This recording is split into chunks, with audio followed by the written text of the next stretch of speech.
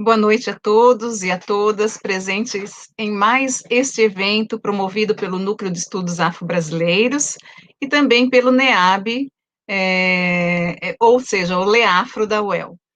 Este evento, como os demais, são frutos de uma parceria bastante frutífera que a gente desenvolve desde 2012 com o Núcleo Regional de Educação de Londrina, no trabalho que desenvolve sobre a diversidade étnico-racial e também sobre os direitos humanos, que é um trabalho coordenado pela professora Márcia Cacilda Ribeiro.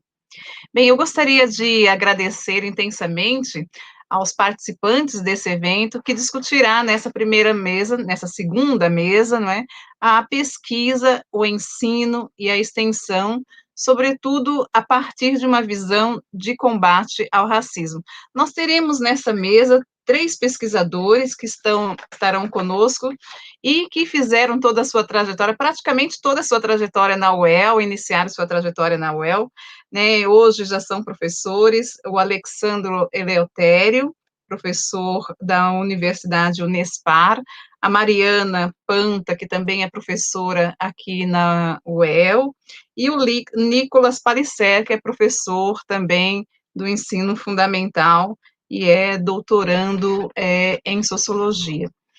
Bem, hoje a gente lembra, e hoje é 13 de maio, e lembramos os 133 anos de abolição, não é? Uma abolição legal, que foi a abolição dos escravizados, e essa abolição, é bom a gente ter muito presente, que ela foi fruto de uma luta secular que custou inúmeras vidas. O Brasil foi o último país das Américas a promover a libertação dos cativos. Mas, segundo o sociólogo Florestan Fernandes, a população negra escravizada na cidade de São Paulo representava apenas 5% na ocasião da abolição. Esse evento, ele foi precedido por várias motivações que se misturaram. Então, é bom a gente lembrar que, segundo o pesquisador Eduardo Silva, do Rio de Janeiro, se houvesse uma demora maior para abolir os cativos, provavelmente não se teria mais cativos para abolir. Então, o próprio sistema já estava ruindo. Mas, como eu falei, haviam algumas motivações relacionadas à abolição e naquele contexto. O primeiro foi que o sistema estava ruindo também pela luta dos próprios escravizados, que durante séculos criaram estratégias para fugir e superar o processo de desumanização imposto pelo sistema. Havia também aqueles que reconheciam o sistema escravocrata como um crime contra a humanidade, contra os seres humanos. Especialmente alguns abolicionistas pensavam nessa perspectiva. Agora, outros imaginavam que perderiam as suas posses com um novo sistema econômico, e muitos proprietários de terra, a elite brasileira, resistia com várias estratégias para que não ocorresse a abolição.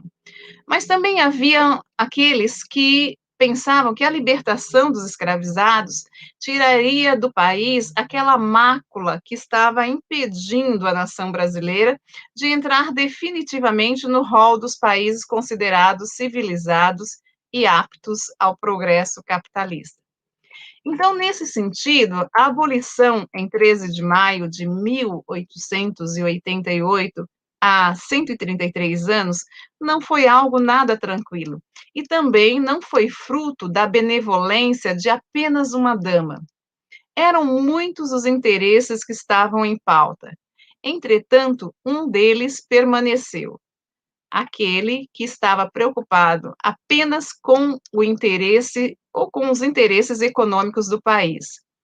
Então, num contexto de prevalência da ideologia do racismo científico na Europa e na América do Norte, que hierarquizava os seres humanos por raças superiores e raças inferiores, a população negra, indígena e mestiça foram alocadas no rol das pessoas inferiores. As consequências dessa ideologia que interferiu na política, na cultura, na economia, na educação e em todos os aspectos sociais, é, praticamente definiu o lugar que a população negra ocupa ainda hoje na sociedade. Ainda mais nesse contexto que estamos vivenciando de pandemia e de urgência sanitária, em que sofrem mais aqueles que são mais excluídos na nossa sociedade. Bem, apesar de ser representante de 60%, quase 60% da população brasileira, segundo o IBGE, através da Pesquisa Nacional de Domicílios, a PNAD contínua do primeiro semestre de 2020, a população negra representa 56,4% da população brasileira, mas vive à margem praticamente da sociedade e submetida a inúmeros percalços e dificuldades causadas pelas desigualdades, sobretudo motivada pelo racismo. Então, por exemplo, a taxa de analfabetismo da população brasileira, da população negra brasileira, em 2018, representava 20,7%, enquanto que da população branca representava 11%. Já em relação ao ensino superior, a taxa líquida de presença dos negros é de 11,8%, enquanto que dos brancos é de 24,9%. Das pessoas que estão abaixo da linha da pobreza, com ganho inferior a 5,50 dólares por dia, as pessoas negras representam 33%, e as brancas, 15,4%. O que é mais chocante, e que a gente assiste a cada dia nos jornais e no nosso cotidiano, é a morte de negros por homicídio, sobretudo de jovens negros. Então, em cada 100 mil habitantes, a taxa de negros que sofrem homicídios, mortes por homicídio, é de 185, enquanto que de homens jovens brancos é de 63,5. Ou seja, os homens jovens e negros têm a possibilidade de serem vitimados por homicídio 3 vezes mais. Né? Também, quando a gente pensa em termos de rendimento, né, de salário, rendimento da população, em média, a população negra ganha 40% menos do que a população branca. Ou seja, para que a abolição de fato tivesse ocorrido, seria necessário a preocupação com seu principal agente, ou seja, a população negra. Entretanto, a população negra ela foi deixada à margem da sociedade, para que aos poucos desaparecesse, como previam os defensores da eugenia. Restou aos negros e negras a luta pela sobrevivência de forma desigual, sem os direitos básicos. E até hoje estamos ainda esperando a verdadeira abolição, em que possamos, negros, negras, sermos consideradas seres humanos em plenitude com direitos iguais. Bem, pensando um pouquinho mais no âmbito da nossa universidade, do ensino superior, também da educação básica, as novas epistemologias e os novos saberes promovem o impacto na comunidade acadêmica, na escola e na sociedade em geral. Percebemos que é necessário discutir as novas produções de conhecimento a partir do ingresso de estudantes negros e negras historicamente excluídos do ensino superior, gratuito e de qualidade. Além do debate, é muito importante conhecer e compreender o impacto da presença e da produção de conhecimento a partir do ingresso de novos agentes no ensino superior, como os cotistas e as cotistas negros e negras. Então, o objetivo dessa mesa, hoje, nós já tivemos uma primeira hoje de manhã, em que participaram as professoras Márcia Cacilda, a professora Edna, a professora Rosinei, também a professora Marleide e a professora Yarima, né, também discutir a mesma temática, e o vídeo está disponível no canal do NEAB, e agora também iremos discutir como é que a pesquisa, o ensino e a extensão produzem ou podem produzir um impacto na luta de combate ao racismo no âmbito da universidade e também da sociedade. Então, gostaria de agradecer a cada um, a cada uma, pela presença, e passo agora a palavra para Nicolas, que, além de apresentador, irá coordenar a mesa.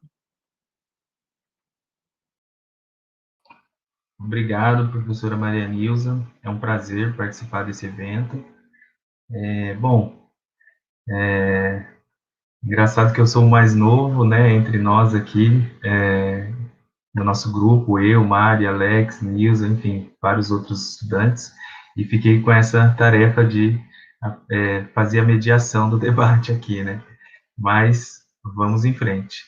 Bom, então, o primeiro a fazer aqui a sua exposição, né, será o Alexandre Eleutério, né? Eu vou fazer aqui uma breve leitura do currículo, né, do Alex, e depois passo a palavra a ele. Bom, o Alex é doutor em Ciências Sociais e é docente do Departamento de Ciências Sociais Aplicadas e coordenador do Núcleo de Educação para as Relações Étnico-Raciais, o NERA, da Unespar. Então, sem mais delongas, vai ser muito bom ouvi-lo. Passo a palavra ao meu colega, meu amigo Alex Eleutério.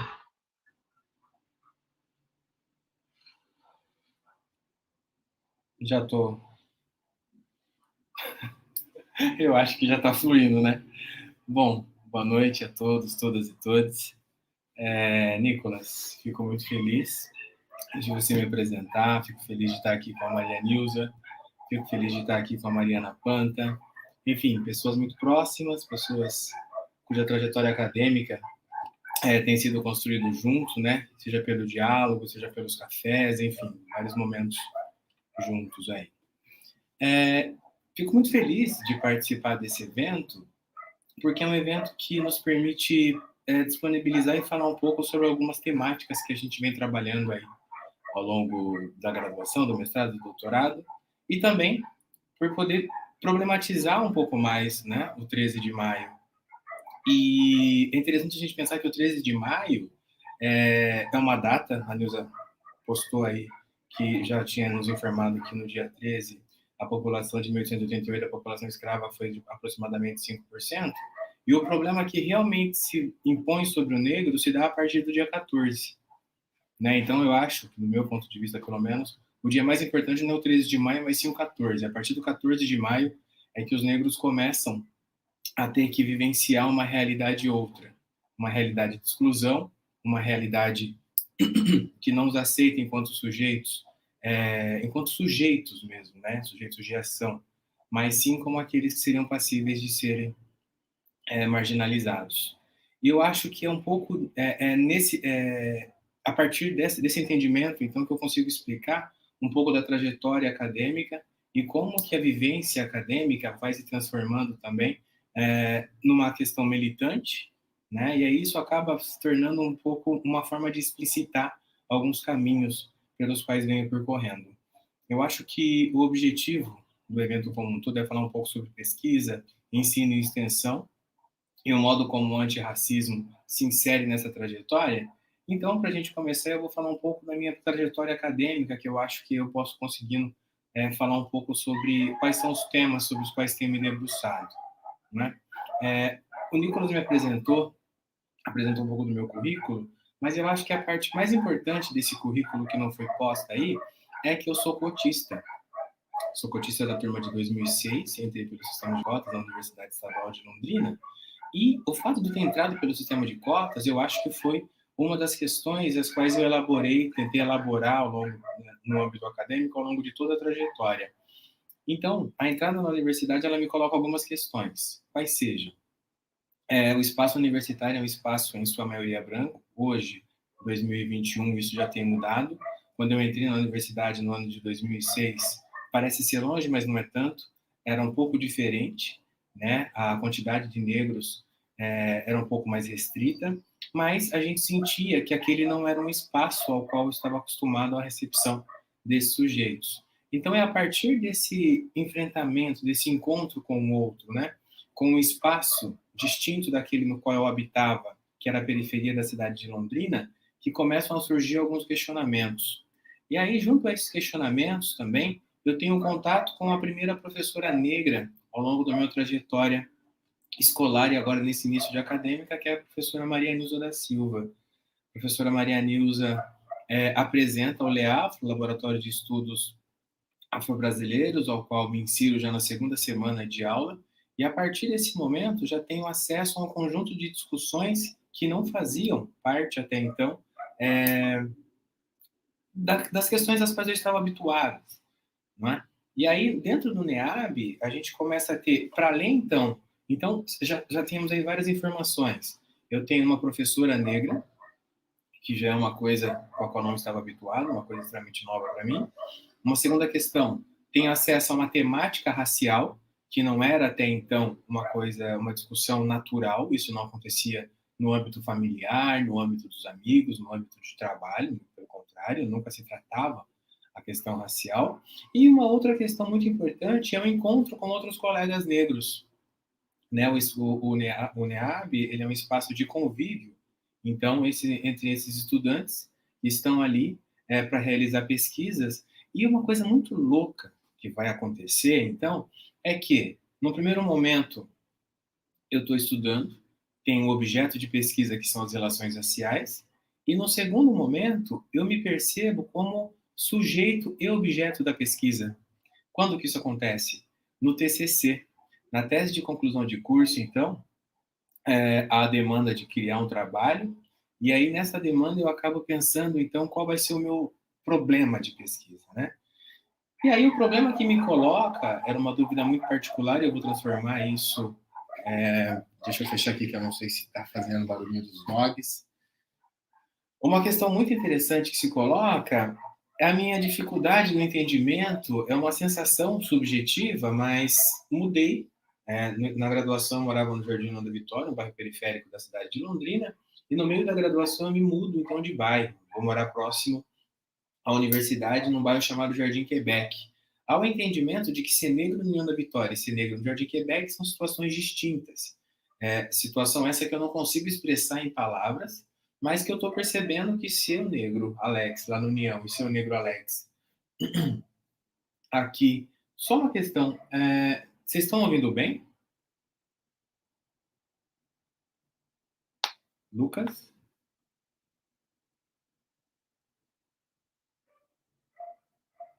Gabriel, tá ouvindo bem? Tá dando para ouvir bem, Alex. Pode continuar. Ah, tá. Beleza. Então, eu acho que uma coisa importante a se pensar é essa primeira identificação. Do ponto de vista sociológico, eu começo a entender que houve uma segregação não oficial no Brasil. Né? Essa segregação não oficial, então, ela dificulta um pouco mais o entendimento sobre o racismo a brasileira. O Kabengele Munanga, ele tem uma frase que eu gosto muito e sempre reproduzo essa frase, que é: no Brasil, o racismo é um crime perfeito. Ou seja, o que é um crime perfeito? É aquele crime que você pratica e a própria vítima é culpabilizada sobre isso. Né? Então, se nós negros dissemos que sofremos racismo, nós temos que comprovar que passamos por determinado episódio. E foi muito difícil detectar, então, entender o porquê que era tão difícil ser negro no União da Vitória, ser negro no Jardim Quebec. E isso posto, o trabalho que eu vou realizar no TCC é Território e Racismo, a segregação não oficial dos negros em Londrina, buscando entender, então, como que, no cenário londrinense, como no sul do país, a exemplo do restante do país na realidade, como que os espaços eles foram bem delimitados. Né? Avançando um pouco, no TCC, perdão, no mestrado, eu vou trabalhar sobre a questão da sociabilidade e o racismo. Né? Ao concluir o ensino superior, tive a possibilidade de dar aulas no ensino médio, E essa possibilidade de aula, junto ao acesso a outros espaços, me fez perceber que eu era quase sempre o único negro nesses espaços. Esses espaços, basicamente, escolas de inglês, alguns bares, enfim, regiões elitizadas. Então, no mestrado, eu vou tentar abordar o porquê de eu ser o único negro nesses espaços. E o título é Sociabilidade e Racismo, os limites socialmente impostos aos negros em Londrina. E é muito interessante a gente pensar que, já que a sociabilidade é o fato de estar com o outro, pelo outro, contra o outro, né, a sociabilidade é parte inerente do desenvolvimento humano, se você não tem uma sociabilidade, se você não tem uma aceitação ao contento, a probabilidade de que você tenha uma sociabilidade limitada é muito grande. Né? E a gente está usando conceitos do próprio Durkheim, do Simmel, enfim, de um conjunto de autores da teoria sociológica. E eu vou problematizar isso tentando entender como que o racismo ele consegue limitar a sociabilidade. Obviamente que eu vou tentar pensar isso a partir de questões de classe, questões de gênero, enfim, faço essa interseccionalidade, mas eu estou priorizando o racismo nessa limitação, então, dos negros nos diferentes espaços. Espaço universitário, enfim, como um todo. Avançando um pouco nessa trajetória, percebo que o que me fez questionar, né, eu acho muito interessante, o que me fez levar, o que suscitou em mim esses questionamentos sobre a mudança de bairro, sobre a questão da sociabilidade, foi a entrada na universidade pelo sistema de cotas. Então, no doutorado, o meu objeto de pesquisa passa a ser, então, as políticas de ações afirmativas. Vou buscar entender, no âmbito do serviço social, o porquê da necessidade de criação de políticas específicas para a população negra, certo? E o porquê que as políticas universalistas elas não conseguem, então, atender esse público. É nesse momento que caio naquilo que a gente vai compreender de racismo estrutural. O Brasil, então, como a Nilza muito bem colocou, é um país no qual a população negra, em todos os indicadores sociais, a população negra vai ocupar os últimos degraus, né? Desses indicadores sociais. É importante problematizar a questão de gênero também. Se a gente for parar para analisar a mulher negra, ela vai estar numa situação de fragilidade maior do que os homens negros. E a partir disso, eu vou tentar entender qual o papel das políticas de ações afirmativas, certo? Então, há um entendimento de que as políticas de ações afirmativas são políticas numa tentativa de uma reparação histórica de desigualdades sociais criadas ao longo do período, sobretudo do período brasileiro, não é? E vou entender também que existem ações afirmativas para os diferentes grupos minoritários. Ações afirmativas voltadas, então, para a problemática racial, para a problemática de gênero, para pessoas com deficiência, enfim, em todos os âmbitos onde o Estado ele foi negligente. Isso posto, né, basicamente, essas foram aí os campos de pesquisa. Trabalhei sempre, então, com a questão do território, da sociabilidade das políticas públicas. São 3 campos de pesquisas que são diretamente conectados e ligados ao âmbito das relações raciais no Brasil. Né? Fim do doutorado, ingresso na Universidade Estadual do Paraná, no campus de Apucarana. Nessa universidade, sou coordenador do NERA, Núcleo de Educação para as Relações Étnico-Raciais, e também leciono em alguns cursos. Dentre os cursos que leciono, eu dou aula no curso de Pedagogia, né, e eu trabalho em uma disciplina específica, que é a História e Cultura Africana e Afro-Brasileira, uma disciplina que surge com a Lei 10.639 de 2003. No curso de Ciência da Computação, eu trabalho em uma outra disciplina específica também, que é Direitos Humanos e Relações Étnico-Raciais, nas disciplinas essas que têm a oportunidade de conseguir explorar um pouco mais esse âmbito de conhecimento. Para além da docência, então, tem um projeto, né, falando da extensão, tem um projeto também com adolescentes em conflito, que estão no CENSE, aqui em Londrina, no Centro Socioeducativo de Londrina, no qual a gente tenta despertar nesses jovens apreendidos algumas problemáticas, sobretudo no que diz respeito às questões étnico-raciais, enfim. Essa é uma parte da extensão também. E tenho realizado algumas consultorias para bancas que trabalham com questões de heteroidentificação. Qual é o trabalho nessas bancas de heteroidentificação? Como estudei o sistema de cotas na Universidade Estadual de Londrina, tem havido aí, sobretudo a partir de 2012, com o STF legitimando as políticas de ações afirmativas, bancas de heteroidentificação em algumas universidades, né? Não só nas universidades federais, mas nas próprias universidades estaduais, tenha havido essas bancas dessa identificação, e aí a necessidade de entendimento de que essas bancas foram demandadas no primeiro momento pelos próprios estudantes das ações afirmativas, né, que puderam denunciar algumas fraudes, só que as bancas de heteroidentificação guardam aí em si um conjunto, né, uma questão bem problemática, e basicamente o que tenho realizado no ensino e na extensão tem sido isso daí. Bom, eu acho que a minha fala seria basicamente essa, e aí a questão da militância, então, é uma coisa que é inerente a todo esse processo, né? Eu acho que os trabalhos, seja na docência, seja na extensão, enfim, em todos os âmbitos da vida profissional, elas acabam culminando, então, nesse processo de desvendamento e de questionamento sobre o racismo. Acho que da minha parte é isso. Agora eu queria passar a fala, então, para Mariana Panta. Você apresenta a Panta ou apresenta, Nicolas? Pode deixar que eu apresento. Obrigado. Muito obrigado, Alex, pela sua fala. É muito interessante ouvi-lo, é muito interessante verificar como as questões que te atravessam também me atravessam, né?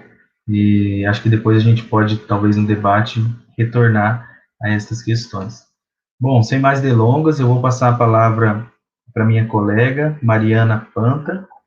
Vou ler também um breve currículo dela aqui. A Mariana Panta, ela é doutora em Ciências Sociais pela Unesp, ela é pós-doutora em Sociologia pela UEL e docente do Departamento de Educação Física da UEL. E só mais uma coisa, como esse currículo acho que não faz justiça ao tamanho dessa pessoa, ao tamanho da Mariana Panta, eu só queria dizer a quem está nos assistindo que a tese da Mariana foi indicada, né, ela fez um intercâmbio, né, em Portugal, no CES, e foi indicada a ser publicada, né, Mariana? Então, recomendo a todas e a todos a leitura da tese da Mariana, também sobre território, também sobre racismo. Enfim, Mariana, é um prazer te ouvir e a palavra é sua. Olá, boa noite a todos, boa noite a todas. Primeiramente, eu gostaria de dizer que é um prazer estar aqui para falar um pouco, para dialogarmos um pouco, para além do 13 de maio, sobre a questão racial, sobre as nossas vivências. Agradeço o convite da professora Maria Nilza, agradeço aí a introdução, ótima que o Nicolas fez, me senti muito feliz, com a sua fala, Nicolas, e também muito contemplada com a fala do Alex. Nós entramos na universidade praticamente no mesmo contexto, e isso fez com que a nossa trajetória, inclusive a partir da mesma orientadora que tivemos, também fui orientando da professora Maria Nilza durante todo esse processo, que nós tivéssemos vivências muito similares, muito semelhantes em diversos aspectos, apesar das especificidades de cada trajetória. Então, o que eu gostaria de começar falando também me situando nesse lugar, enquanto pesquisadora hoje da questão racial, é que essa vivência também parte da minha condição como cotista. Eu ingressei na Universidade Estadual de Londrina em 2005, que foi o primeiro ano de implementação da política de cotas raciais, de cotas de forma geral, nessa instituição. E isso nos levou a reflexões, assim, antes não tão palpáveis, Por exemplo, eu escolhi fazer o curso de Educação Física, ingressei no curso de bacharelado em Educação Física, mas acabei indo para o campo da Sociologia justamente para tentar me situar e responder algumas questões que naquele momento me afligiam, enquanto estudante, enquanto uma estudante negra que tinha ingressado na Universidade Estadual de Londrina pelo sistema de cotas. Então, é muito importante lembrar que naquele contexto, de 2005 para agora, houve, avanços imprescindíveis em termos de debate em relação às políticas de ação afirmativa.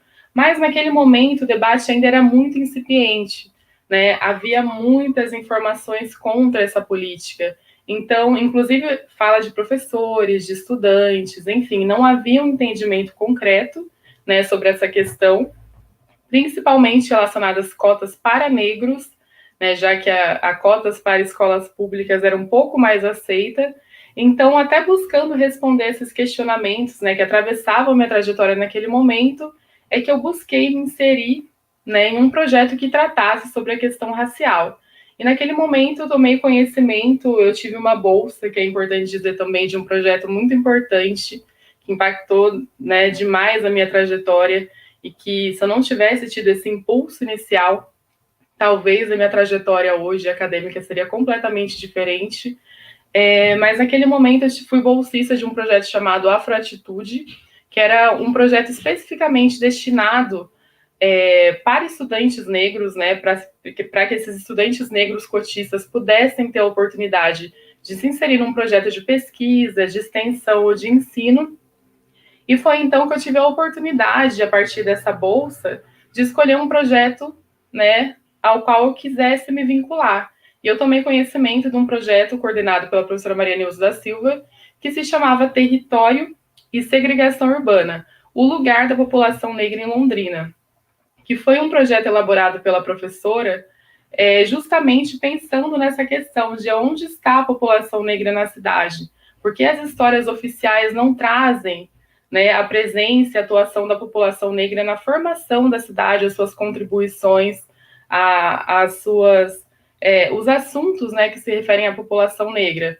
Então, foi aí que eu me inseri, e durante todo o meu período de graduação na educação física, eu acabei por fazer uma iniciação científica no campo da sociologia, associada a esse projeto específico e também outros projetos que vieram posteriormente, como, por exemplo, um projeto relacionado à memória, né, através do qual nós desenvolvemos algumas pesquisas sobre personalidades negras na cidade de Londrina. Tratamos da história, por exemplo, do primeiro médico negro de Londrina, que foi o Dr. Clímaco, posteriormente, com a participação também do Alex, de outros colegas e professores, um trabalho sobre a trajetória da Dona Vilma, posteriormente, um trabalho sobre o Dr. Oscar do Nascimento, que foi um dos cofundadores, né, da AROL, que foi um clube negro daqui de Londrina, num contexto em que os clubes negros, né, estavam emergindo em diversos lugares do Brasil, também como uma forma de resistência, já que os negros não podiam ter acesso a determinados espaços de sociabilidade. E, por fim, fizemos a biografia também da Dona Isolina, né, com a participação do Nicolas, da professora Margarida, minha, da Nilza, que conta a história, né, de uma senhora negra, de uma família negra, que migrou, né, na década de 50 para o norte do Paraná, para tentar refazer a vida, vindo da Bahia, de um contexto dificílimo, né, e também a história de um estabelecimento histórico daqui de Londrina, que é a Venda dos Pretos. Então, nós também, além dessa pesquisa pautada na questão territorial, desenvolvemos também essa pesquisa pautada na memória, né, e sempre essas trajetórias de personalidades negras, elas estão reescritas, reconstruídas, de acordo com a história da cidade, tentando reconstruir a história da cidade sobre outros prismas. E eu acredito que esse também seja um papel essencial, imprescindível, né, em relação à entrada de estudantes cotistas, que foram estudantes que, na sua maioria, né, em grande parte, se interessaram pela questão racial, né, que adentraram a esses projetos, não foi somente esse projeto sobre a questão racial, né, tivemos outros projetos, alguns coordenados pela professora Maria Nilza, também por outros docentes, em que estudantes cotistas puderam se inserir nessas temáticas. Então, a partir dessa entrada pelo sistema de cotas, é que eu tenho esse olhar mais amplo, né, para a questão racial, e que eu começo a direcionar também os meus temas de pesquisa. Então, primeiramente, ainda na graduação em Educação Física, eu acabo por trabalhar com o tema do hip hop, né, como uma expressão cultural negra e que parte das periferias. No mestrado, eu prossigo com esse estudo sobre questões urbanas e racismo, muito amparada ainda por esse projeto coordenado pela professora Maria Nilza. E no doutorado que eu venho a realizar fora da UEL, né, no caso, eu faço doutorado em Ciências Sociais na Unesp de Marília, assim como o Alex. O Alex, na verdade, 2 doutorados, né, um deles foi na Unesp de Marília, onde eu também continuo a estudar essas questões referentes à raça e espaço urbano, principalmente a questão da segregação. E essa vivência que eu tive também a oportunidade de realizar um estágio de investigação doutoral na Universidade de Coimbra também me trouxe novos olhares também para essa pesquisa. Então, eu vou abordar um pouco, né, de alguns assuntos, alguns pontos, né, referentes à pesquisa que eu realizei, principalmente no doutorado, e depois a gente continua fazendo essas vinculações referentes, né, a principalmente esse contexto do 13 de maio, a importância da pesquisa, da extensão e do ensino, né, sobre essas questões nesse cenário atual. Bom, como a professora Maria Nilza já reforçou, né, mas vale a pena mencionar novamente essa questão do 13 de maio, que por tanto tempo, né, foi tido como essa data associada a essa ideia, né, da princesa Isabel como a redentora de uma raça, né, inclusive essa ideia acabou sendo adotada por alguns movimentos negros da primeira metade do século XX, né, até porque foi uma questão tão intensa de uma história oficial, né, escrita e reproduzida, que até mesmo muitos de nós, por muito tempo, acabou por reproduzir essa questão que hoje temos, evidentemente, como uma falácia, né, como algo que não foi real, considerando que naquela conjuntura da abolição da escravatura, como a professora Maria Nilza já mencionou, havia um número ínfimo, né, de escravizados em cativeiro, considerando que a maioria já tinha, inclusive, conquistado essa liberdade por meios próprios, por meio de compras de alforria, principalmente pela formação de quilombos, fugas em massa, outros até utilizando-se de estratégias, né, extremamente perversas e cruéis, como suicídio, para tentar se livrar dessa realidade terrível que foi o sistema escravocrata. Então, é sempre importante lembrar, quando se fala em 13 de maio, realmente não como uma data de comemoração, mas como uma data de resistência, de protagonismo negro nesse processo de fim desse sistema escravocrata, além de questões econômicas também associadas a esse processo. Algo que o Alex colocou, que é também, acho que o questionamento central, né, para a gente refletir sobre a data de hoje, é a questão do dia 14 de maio. Né? Se o dia 13 de maio foi a abolição da escravatura, o que aconteceu com o negro, de fato, a partir do dia 14, em que ele estava liberto? Então, é sempre muito importante a gente situar essa questão, principalmente se pautando na ideia de que não houve, no Brasil, qualquer política reparatória, qualquer política que, naquele momento, visasse inserir o negro na sociedade que emergia, né, sucessora da escravocrata.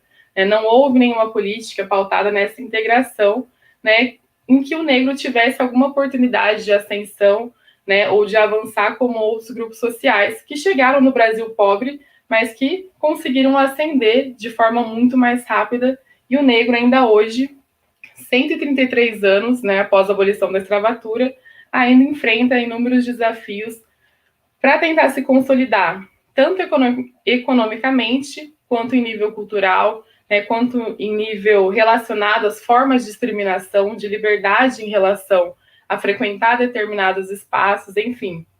Como bem diz o Carlos Sazenbalg, né, enfrenta um ciclo de desvantagens cumulativas, ou seja, né, teve a abolição da escravatura, mas houve uma série de fatores que vieram a impactar a vida do negro e que alcançam os dias atuais sob novas configurações.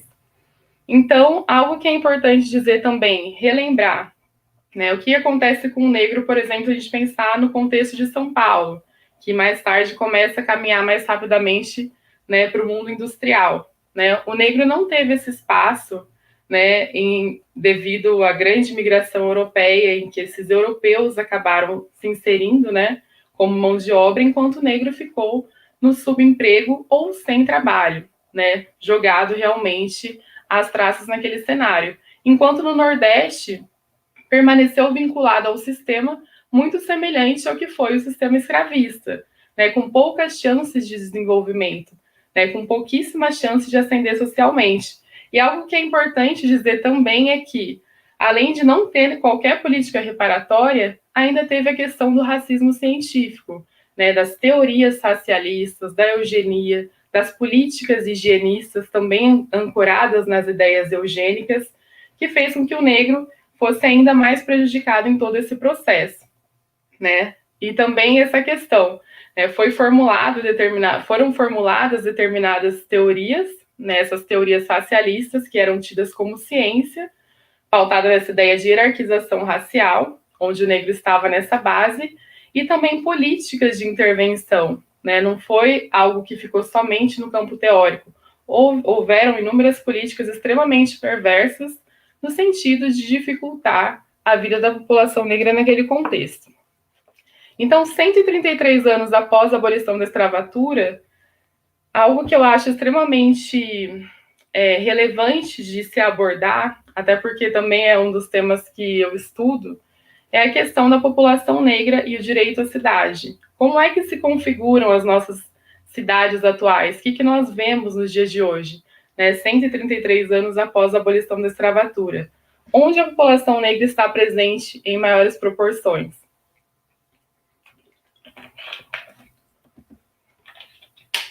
Bom, pensando nisso, nesse contexto pós-abolição, lembrando que o Brasil, naquele cenário, assume um projeto civilizatório, né, pautado aí no ideário de branqueamento físico-cultural do povo brasileiro, é interessante a gente refletir sobre a face urbana desse processo, né? A face urbana de todas essas políticas, de todas essas teorias racialistas, foi justamente uma espécie de projeto de limpeza das cidades, né, que culminou no deslocamento forçado, né, da população negra, da massa de negros recém-libertos, para os territórios periféricos e mais distantes das cidades brasileiras.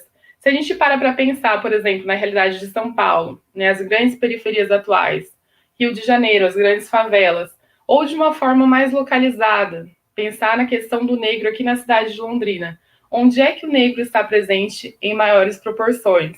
Aí vale lembrar, sobre esse aspecto, de um mapa que foi produzido pela professora Maria Nilza, em 2010, com os dados de 2010, que mostra que o negro aqui na cidade de Londrina está presente ou nas extremidades da cidade, Zona Sul, Zona Norte, Leste e Oeste, ou nos bairros que iniciaram, né, majoritariamente nos bairros em que foram iniciadas ocupações tidas como irregulares, as chamadas invasões.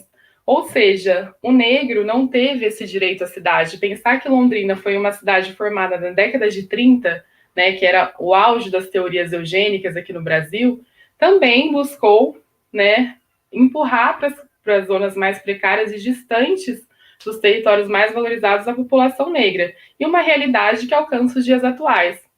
Esses dados desse mapa produzido pela professora é de 2010, né? Hoje estamos aqui em 2021, e acredito que essa realidade não mudou, muito pelo contrário, considerando o cenário que nós estamos vivendo, né, o cenário atual de amplo empobrecimento da população, certamente essa realidade não foi modificada, os negros continuam pertencentes, né, em grandes proporções a esses territórios periféricos.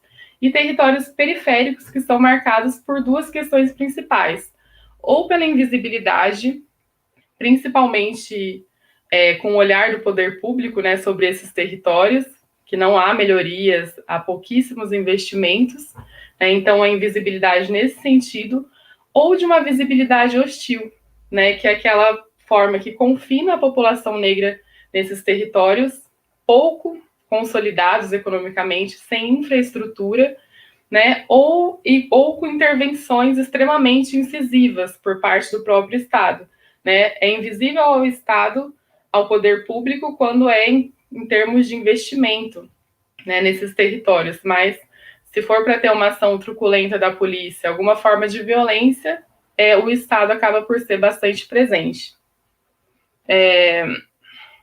Outra questão que é importante dizer, eu gostaria, na verdade, de ler uma frase que foi escrita pela pesquisadora Lélia Gonzalez, que ela diz, isso na década de 80, mais especificamente um trecho que está no texto Lugar de Negro, que é de 1982, que ela vai dizer que o lugar natural do grupo branco dominante são as moradias amplas, espaçosas, situadas nos mais belos recantos da cidade ou do campo e devidamente protegidas por diferentes tipos de policiamento, desde os antigos feitores, capitães do mato, capangas, etc., até a polícia formalmente constituída. Desde a casa grande e do sobrado aos belos edifícios e residências atuais, o critério tem sido sempre o mesmo. Já o lugar natural do negro é o oposto. Evidentemente, da senzala às favelas, cortiços, porões, invasões, alagados e conjuntos habitacionais, cujos modelos são os guetos dos países desenvolvidos nos dias de hoje. O critério também tem sido simetricamente o mesmo, a divisão racial do espaço urbano.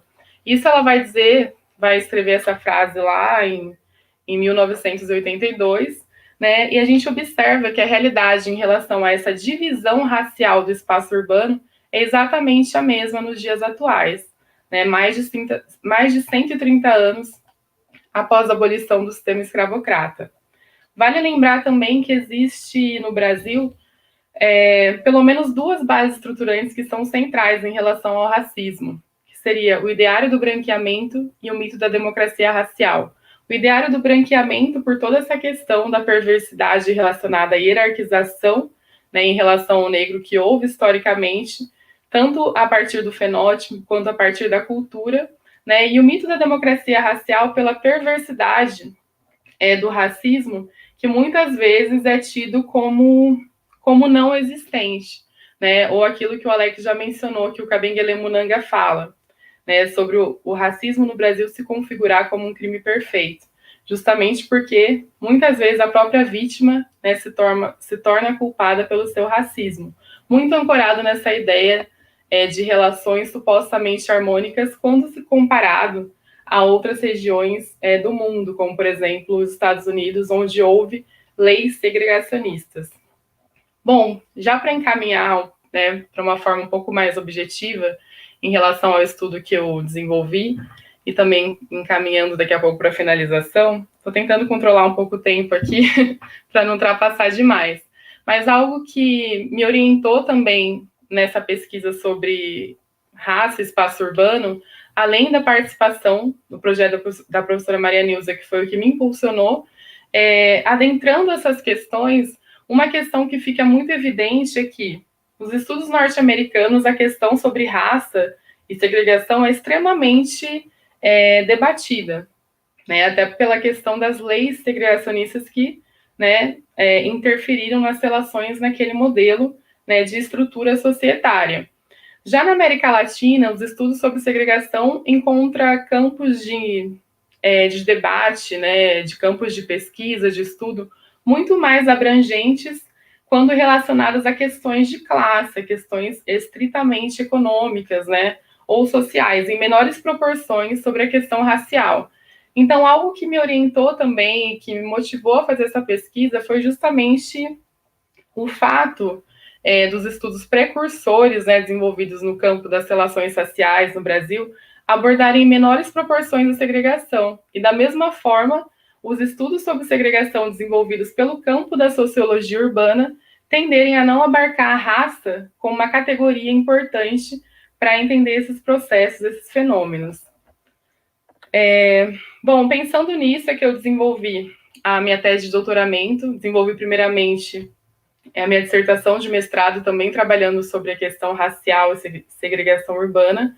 Aprofundei essa pesquisa no doutorado, né, que a minha tese se chama Relações Raciais e Segregação Urbana, Trajetórias Negras na Cidade, onde eu busquei aprofundar questões que já permeavam a minha pesquisa de mestrado, né? Então, eu tive como principal problema, né, os processos históricos e sociais que estavam impelindo, né, que impeliam historicamente a população negra para os territórios periféricos, isso considerando as diversidades brasileiras, e acabava por estigmatizar fortemente esse grupo social, né? Era duplamente desvalorizada pela questão racial e pela questão do estigma territorial. E pensando nisso, eu busquei analisar as características dos processos de segregação urbana da população negra em Londrina, Paraná, assim como algumas das suas interfaces, principalmente relacionadas à questão da violência, da discriminação racial e dos estigmas territoriais. Eu confesso que eu tenho muita dificuldade, assim, até hoje, em apresentar minha pesquisa, porque eu não consigo selecionar, muitas vezes, o que eu considero mais importante. né? Há capítulos que tratam de coisas, de questões diferentes, desde a formação da cidade de Londrina, né? Dessa configuração que nós temos, por exemplo, das representações a partir dos ícones da cidade, com as cabines inglesas, né? A praça japonesa, enquanto outros grupos não aparecem, até as questões referentes à pesquisa, né? Propriamente dita, com a população, a pesquisa empírica, né? Mesmo com grupos de pessoas, né? Com a população que chegou logo no início da colonização da cidade, ou os filhos dessas pessoas, pessoas negras que vieram principalmente de Minas Gerais, do Nordeste brasileiro, e que ajudaram a construir a cidade, até entrevistas, né, com grupos mais jovens, né, que vão relatar outros problemas inerentes à realidade social atual que permeiam suas trajetórias, principalmente a questão da violência associada à questão racial e aos estigmas territoriais. Então, há na tese de doutoramento relatos fortíssimos, né, relacionados à vivência dessas pessoas, que é muito difícil selecionar para apresentar de uma forma muito breve. Então, o que eu queria dizer é que, né, para quem interessar, essa tese está disponível no repositório institucional da Unesp, mas o que é importante dizer é que o que me orientou a desenvolver essas pesquisas, né, tanto no campo das relações raciais associadas à segregação urbana, quanto à memória, né, da população negra aqui em Londrina, né, voltar à história, reconstruir sobre outros prismas, foi justamente essa experiência como cotista, como mulher negra na universidade, né, com contato também com uma professora negra, com colegas negros, e que eu aprendo constantemente com esse grupo, né, que nós constituímos, Alex, Nicolas, tantos outros, né, que estão no nosso grupo, que vêm, que voltam, novos que estão chegando, agora também Gabriel e Arima, enfim, que a gente se fortalece nessa rede também com outros pesquisadores, né, a professora Marleide, que tanto tem contribuído também nessas questões. Bom, como já deu meu tempo, eu vou encerrar minha fala por aqui, mas eu me coloco à disposição, né, caso alguém queira fazer alguma questão mais específica referente à pesquisa ou outras questões. Muito obrigada.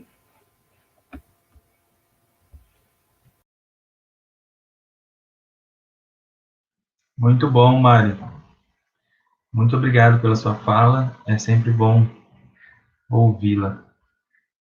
Bom, eu estou com essa missão de mediar a mesa, e aí acabei tendo que agora eu fazer a minha própria apresentação. Mas vamos lá. Bom, novamente boa noite a todos, a todas, a todos. O meu nome é Nicolas.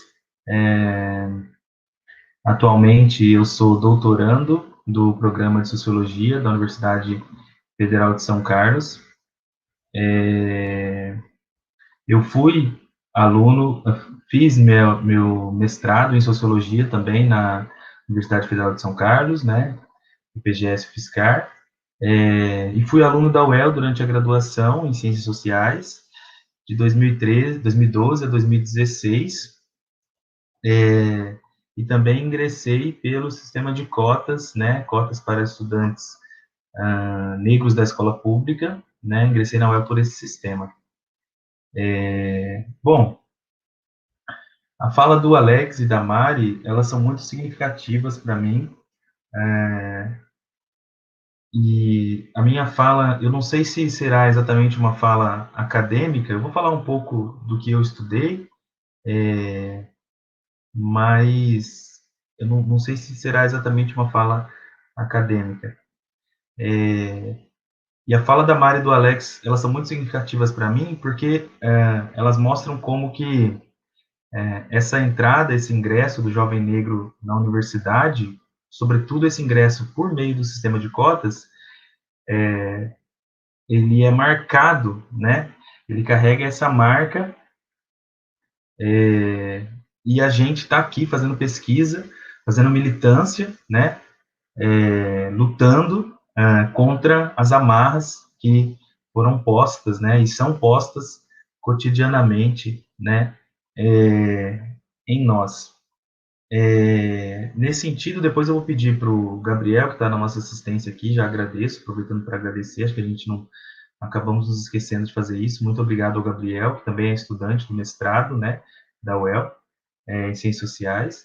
Agradecer pela assessoria aqui. Depois eu vou pedir para o Gabriel projetar 3 slides muito rapidamente, que eu quero passar para a gente pensar, mas primeiro eu vou falar um pouquinho sobre essa minha entrada na UEL pelo sistema de cotas e sobre as coisas que eu estudei durante a graduação, né, no meu TCC e no meu trabalho de conclusão e no meu trabalho de dissertação em Sociologia na UFSCar. Bom, eu estudei, nesses dois processos, eu estudei basicamente o sistema de cotas, só que com vieses muito diferentes. Na UEL, quando eu estava na graduação, eu tentei me deparar um pouco sobre alguns dados que a gente teve contato, o LEAFRO, né, que é o grupo, né, o projeto da professora Maria Nilza, ela bem expôs no começo, e eu faço parte, né, do LEAFRO, faço parte do NEAB, e a gente teve acesso a alguns dados que demonstravam o índice de estudantes ingressantes por cotas, estudantes ingressantes por cotas raciais, estudantes universais, né, e esses índices, eles iam variando conforme os indicadores. Então, tinha indicadores de retenção, de evasão, de êxito, e outros indicadores. Eu tentei estudar esses índices. E, nesse momento da graduação, e aqui entra um pouco esse cunho que eu informei no começo a vocês, que é a questão dessa fala não ser uma fala tão acadêmica, né, talvez, que nesse momento da graduação eu participei do centro acadêmico, né, de Ciências Sociais por 2 gestões, junto com outros estudantes, e participei de diversos atos, né, diversas manifestações que ocorreram na universidade, por exemplo, em função do 20 de novembro, e em funções de outras demandas relacionadas ou não relacionadas diretamente aos estudantes negros dentro da universidade. E isso me trouxe um aprendizado, esse tipo de iniciação, talvez não tão acadêmica, mas me trouxe um aprendizado também, né? Também me trouxe um aprendizado. E eu sempre estive muito ao lado da professora Maria Nilza, e em um determinado momento da nossa convivência cotidiana ali na UEL, em outros tempos, né, eu falei a seguinte frase para ela: eu quero ser só um estudante, eu queria só estudar. Eu falei essa frase para a professora, uma conversa nossa.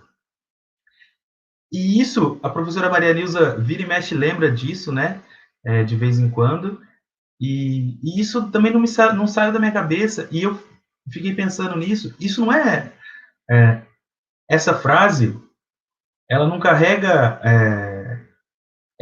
não carrega só, né, essa vontade de só estudar. Ela carrega, de certa forma, a vontade de não sentir o peso do racismo sobre nós, estudantes negros, dentro da universidade. E por que ela carrega isso? Ela carrega isso porque o que eu estava dizendo naquele momento é basicamente o seguinte: é muito difícil se preocupar com as questões que são postas a nós pelo nosso curso, né? Com a nossa graduação, é muito difícil pensar nessas questões e nas questões que o racismo nos coloca. Então, ali, eu estava dizendo para ela, eu queria não sentir esse peso do racismo e poder, né, caminhar sem ele. Mas, infelizmente, isso, né, não nos é oferecido, não nos é ofertado pelo Estado brasileiro até hoje, né?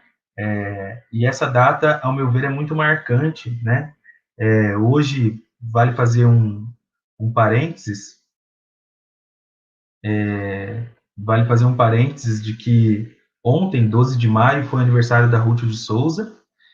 A Ruth de Souza foi uma atriz muito importante, né, tanto para o teatro quanto para a televisão, uma atriz negra. Eu não sei informar se foi a primeira, mas uma das primeiras atrizes negras que o Brasil teve, e com uma trajetória brilhante, que vale a pena quem tem interesse se debruçar um pouquinho. Ela se formou no Teatro Experimental do Negro, que foi uma das instituições, das organizações negras de extrema relevância no Brasil ali dos anos de 1940, né, fundada pelo Abdias do Nascimento. Outro dado que eu queria lembrar também, é sempre bom frisar, né, que hoje, aliás, no dia de ontem, essa informação é do dia de ontem, morreram mais de 2.000 pessoas vítimas da Covid, e o Brasil já ultrapassou a marca de 428 mil mortos por Covid. Eu acho que esses indicadores, esses dados, mostram muito do peso da nossa realidade, do peso da nossa sociedade, né? Bom, retomando então, aí eu continuo a minha trajetória, eu passo, né, no processo de doutorado, de mestrado, né? Faço ingresso no programa de pós-graduação em Sociologia da Universidade Federal de São Carlos, e continuo investigando as questões relacionadas aos estudantes negros, né, aos estudantes cotistas.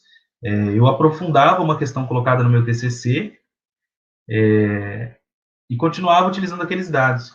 No entanto, quando eu entro no mestrado, eu me deparo com uma bibliografia que eu não conhecia até aquele momento, pelo menos não profundamente, né? São os estudos pós-coloniais, os estudos decoloniais,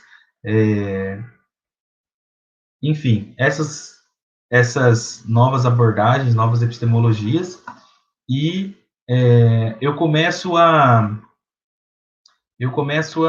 fazer a reflexão do meu mestrado, né, das questões relacionadas às ações afirmativas, com base nesses referenciais. Então, eu passo a questionar todos esses indicadores, né, esses indicadores que vão até, de uma certa forma, às vezes, serem usados para dizer que as ações afirmativas têm que existir, né.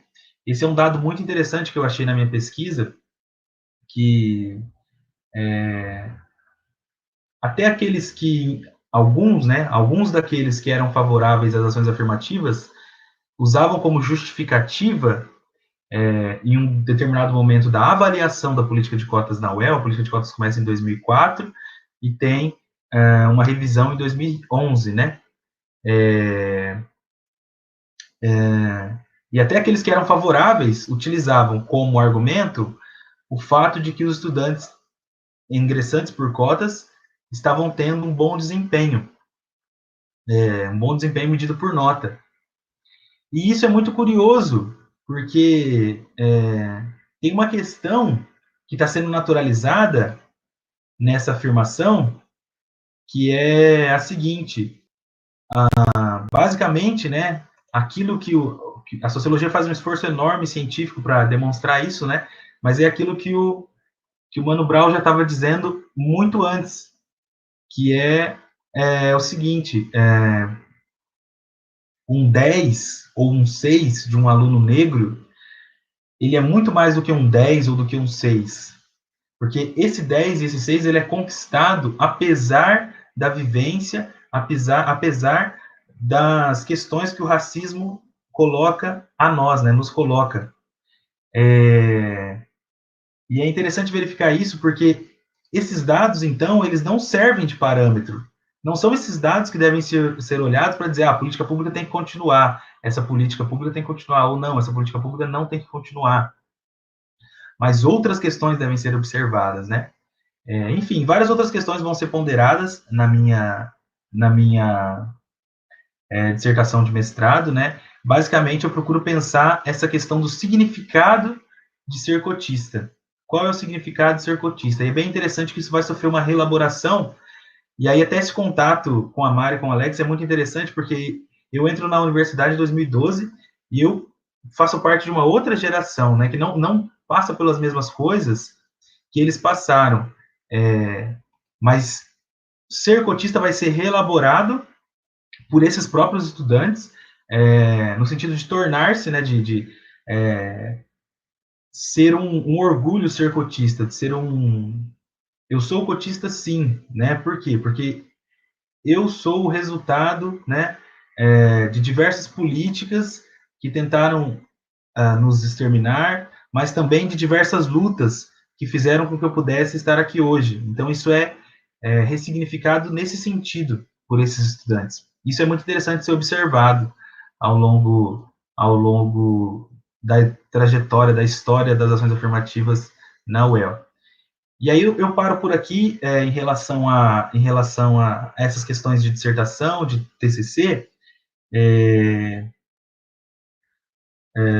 Acho que vale a pena eu fazer o movimento de explicar um pouquinho sobre o meu ingresso no doutorado, antes de entrar por uma questão que me interessa mais.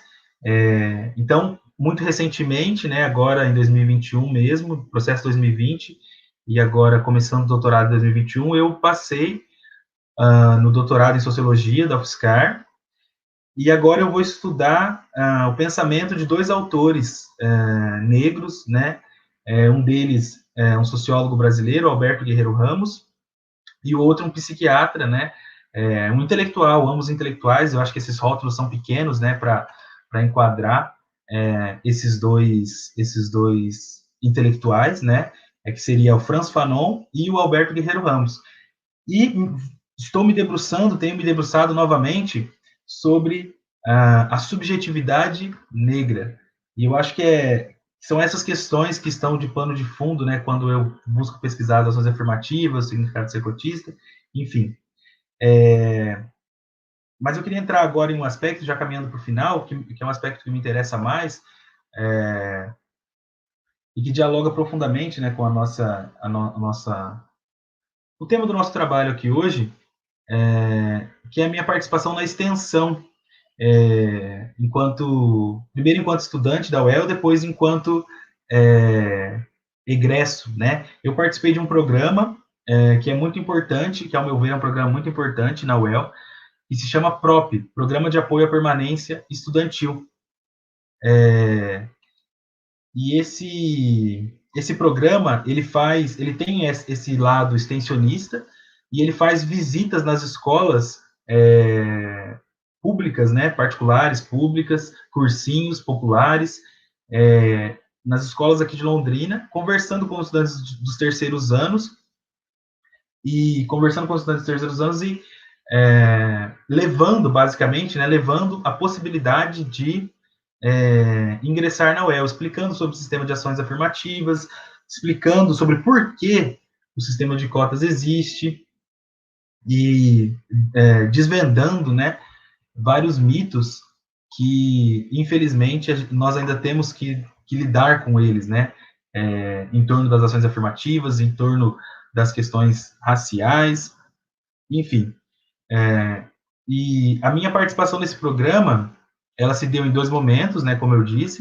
No primeiro momento, como aluno da graduação em Ciências Sociais, enquanto estudante bolsista da graduação, e foi muito interessante ouvir esses estudantes do ensino médio, ter esse diálogo, né, essa conversa, e conhecer uma realidade, de certa forma,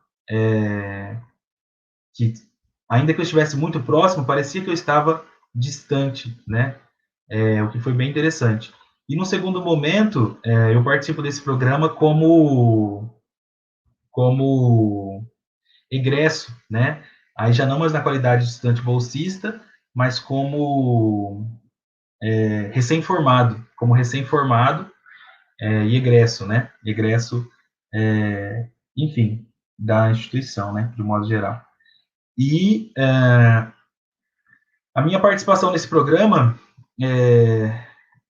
eu acho que ela me marcou demais, né? Eu acho que ela me marcou em vários aspectos, e surge da participação nesse programa, a escrita de um poema. Então, em não me recordo o ano exatamente agora, mas eu escrevi um poema, nem sei, na verdade, né, se eu posso dizer que é um poema, porque, né, não tenho esse hábito, não sei se chega a ser um poema, né, e eu queria compartilhar com vocês, para finalizar a minha fala, e eu acho que esse texto, né, não sei se pode ser chamado de poema, então eu acho que esse texto que eu escrevi, por ocasião dessa minha passagem no próprio, dialoga bastante com o que eu estava vivendo naquele momento e com as questões que nós vivemos, né, nós negros vivemos no nosso cotidiano, né, as arguras do racismo, e dialoga também com essa data, né, o 13 de maio, essa falsa abolição, que já foi muito comentada pela professora Maria Nilza, pelos colegas, e eu queria ler esse poema para vocês, para finalizar a minha fala. Então, também já peço desculpas de antemão, se caso eu trave aqui no meio da leitura, porque a minha letra não é muito fácil de entender, né, escrita assim à mão, mas eu vou ler esse poema para vocês, para finalizar a minha fala, e passar a palavra depois para a professora Maria Nilza. Bom, o título do poema é o seguinte: A Branca Mais Preta da Bahia. Temos também, em terras de pés vermelhos, uma branca preta. Como distinto diplomata, a aspirante a doutor é o capitão do mato moderno. A preta mais branca da Nova Londres. Assim como distinto homem das letras, a nossa, a sua, mas que está a serviço deles, é mestre dos orixás. Versada em artes místicas tão antigas que nem a própria África conheceu. É dela toda autoridade espiritual. Se você é preto ou não, é dela decisão. Afinal, a branca mais preta é princesa e das bondosas, pois antes de eu ter nascido, ela já havia me abolido. Abolido e garantido as minhas chancelas. Foi ela quem tirou, pois era dela a conquista. Só não toque no assunto, naquele velho assunto inexistente que nós pretos insistimos em bulir. Brancos que não são, cuidado. Por mais que muitos já tenham sido levados pelos cantos gagos, pela mística e pelo mito, cuidado. A branca preta é a dona do mercado. Enfim, é isso. Encerro aqui a minha fala. E agora a gente vai passar para as questões. Eu pediria para o Gabriel voltar aqui para a tela, o Alex e a Mariana, por favor. Eu vou ler, então, para vocês as questões. E aí, caso eu esqueça de alguma, eu peço para o Gabriel me informar aqui pelo nosso chat. Bom, então eu vou começar aqui com a pergunta do Rosivaldo. O professor Rosivaldo, ele faz a seguinte pergunta. Londrina sempre fez pose de cidade democrática na ditadura. Salvo engano, a máscara caiu no contexto atual. Isso se explicaria também em relação ao racismo? Essa é a pergunta do professor Rosivaldo. Aí vou fazer mais uma pergunta. Essa aqui eu não sei exatamente de quem foi, mas é a seguinte pergunta. Como foi a vivência de vocês enquanto alunos cotistas? Houve algum tratamento diferenciado por parte dos colegas de curso e dos professores? Mais uma pergunta para a gente passar para as respostas. O Stefano faz a seguinte pergunta, ou Stefano, não sei, faz a seguinte pergunta: como é o reconhecimento dentro da academia de pesquisas de ações afirmativas e de reconhecimento da contribuição da população negra, como a Mari pesquisou? Ainda há resistência por parte dos colegas? Bom, então, seguindo aqui a nossa ordem de apresentações, eu vou passar a primeira palavra para o Alex. Não sei qual você gostaria de responder, se você gostaria de falar um pouco das três, Alex, a palavra é sua, então. Bom, acho que a gente pode começar a falar por essa questão do Rosivaldo, né? Londrina sempre fez pose de cidade democrática na ditadura. Muito bom, Rosivaldo. Salvo engano, a máscara caiu no contexto atual. Isso aplicaria também em relação ao racismo?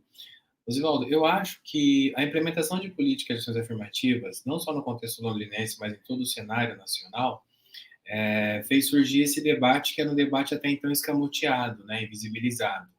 E aí, quando a gente teve aqui o debate sobre a implementação ou não, houve a necessidade também de um posicionamento, né? E aí, Londrina, com essa sua face democrática, ela acabou tendo que demonstrar também um pouco dessa face racista. No primeiro momento, os argumentos foram de que a questão não era de raça, mas sim de classe. No segundo momento, começa a se debater, então, e há o entendimento de que para uma certa parcela da população, a população negra em Londrina não é significativa e também não está tentando acessar esses espaços, né? Eu acho que aquele debate ele já vai demonstrar um pouco do como Londrina vê a população negra. Salvo engano, a população negra em Londrina, a Mari depois pode me corrigir, é em torno de 26%. 26% é um número significativo, ou seja, a população negra está presente em Londrina, mas devido ao racismo e todas as suas peculiaridades, a população negra acaba ficando reservada ou limitada a determinados espaços e, por conseguinte, sendo menos vistas. Então, eu acho que esse debate está aparecendo muito, sobretudo no âmbito da universidade.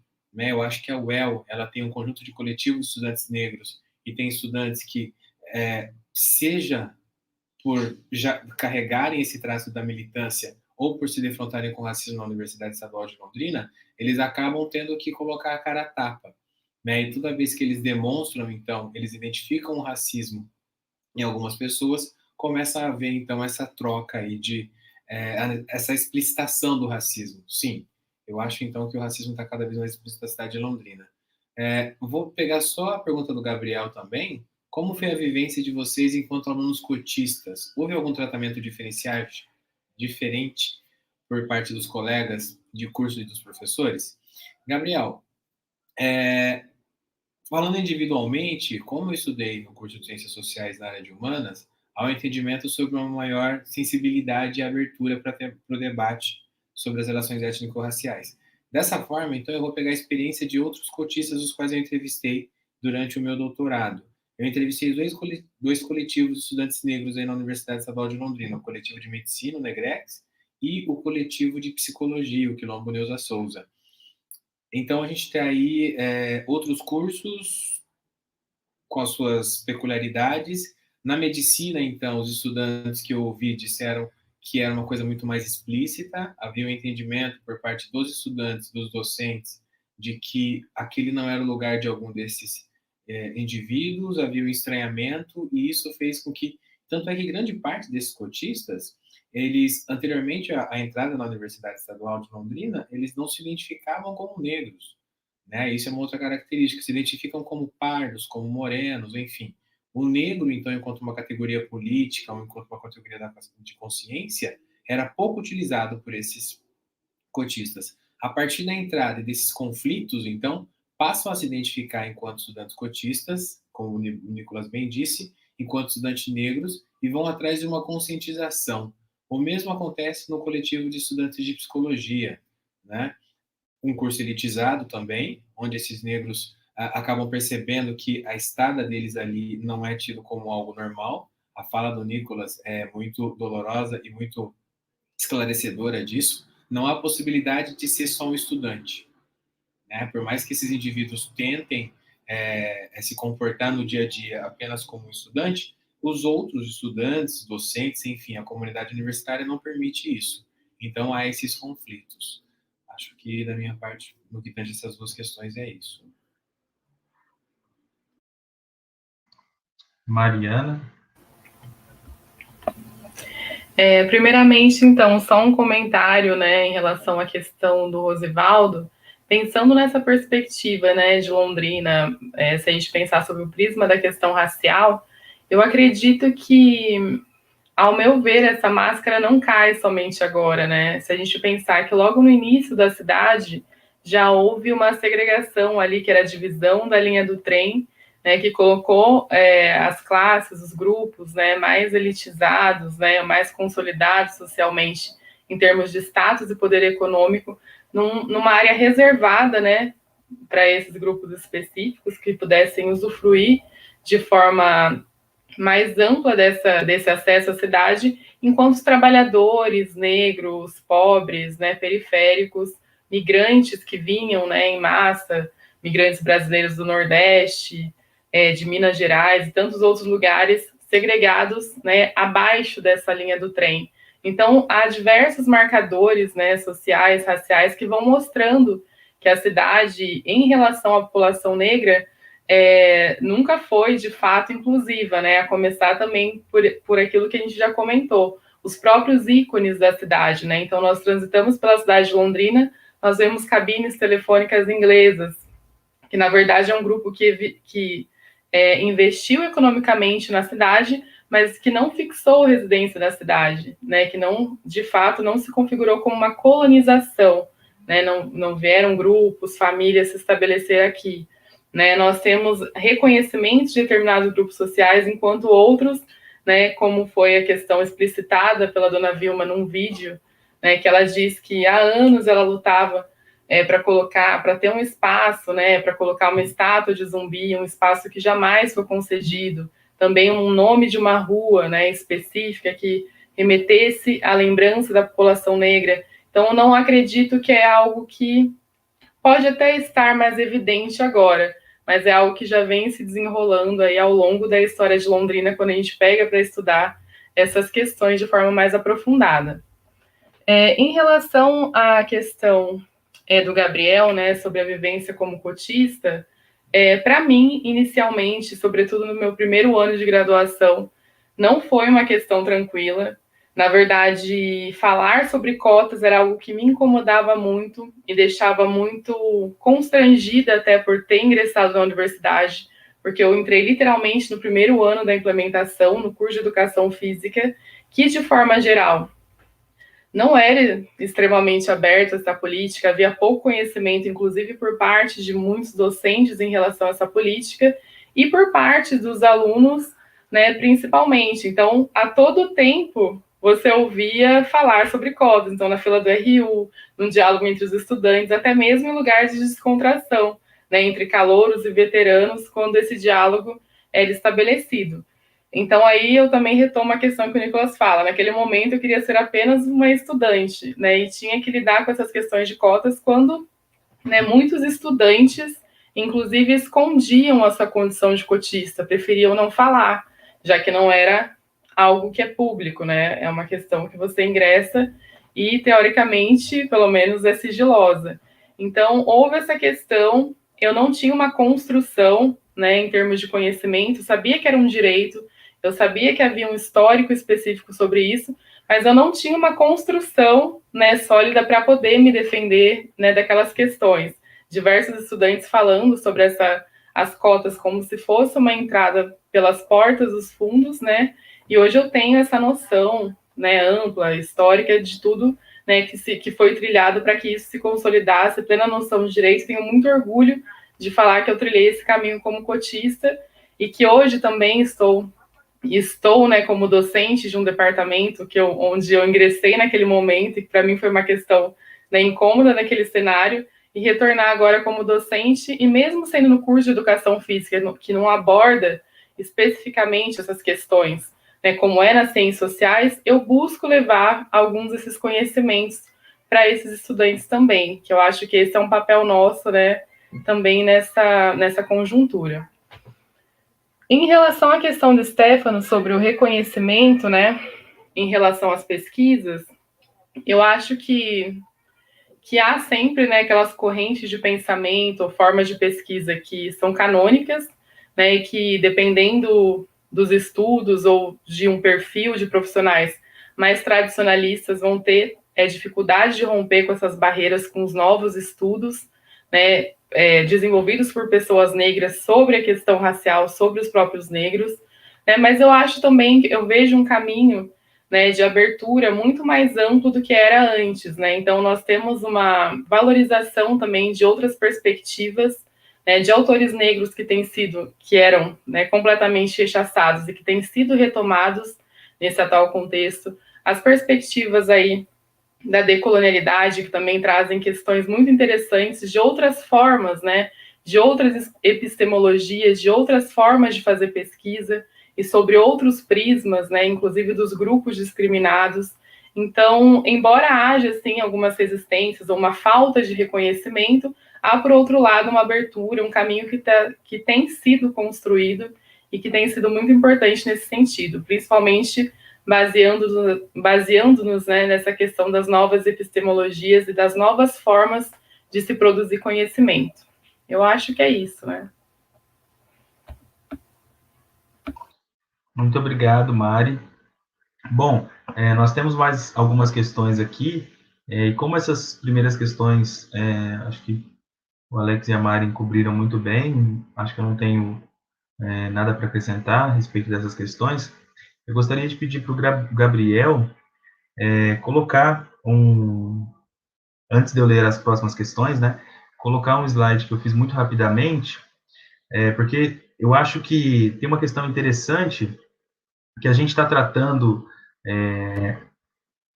das questões relacionadas à experiência, né, à vivência, e das questões de pesquisa, e eu fiz esse slide muito rapidamente, muito impactado pela chacina de Jacarezinho, e eu acho que isso qualifica muito, né, eu acho que eu não preciso falar muito a respeito disso, porque imagino que vocês tenham visto, mas eu acho que isso demonstra muito sobre o que a gente está falando nesse 13 de maio.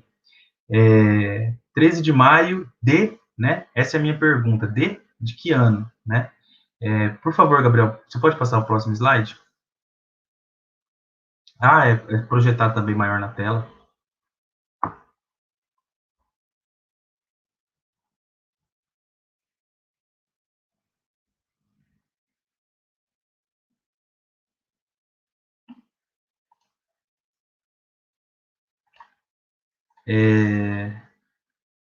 Esse segundo slide, pessoal, que saiu muito recentemente, é uma reportagem, né, do jornal O Globo, que saiu no dia 9/5/2021, feita pelo jornalista Tiago Erd.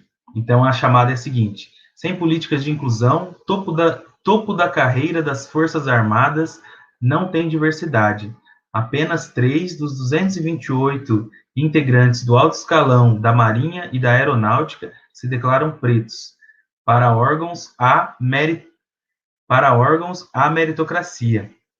Então, eu sei que talvez não dê para visualizar muito bem aqui pela nossa transmissão, mas eu gostaria que vocês buscassem, né, se tiverem interesse, essa matéria. E é muito interessante que, como a chamada diz, o topo, né, das carreiras militares são todos homens brancos. Agora, a segunda foto, por favor, o segundo slide, por favor, Gabriel.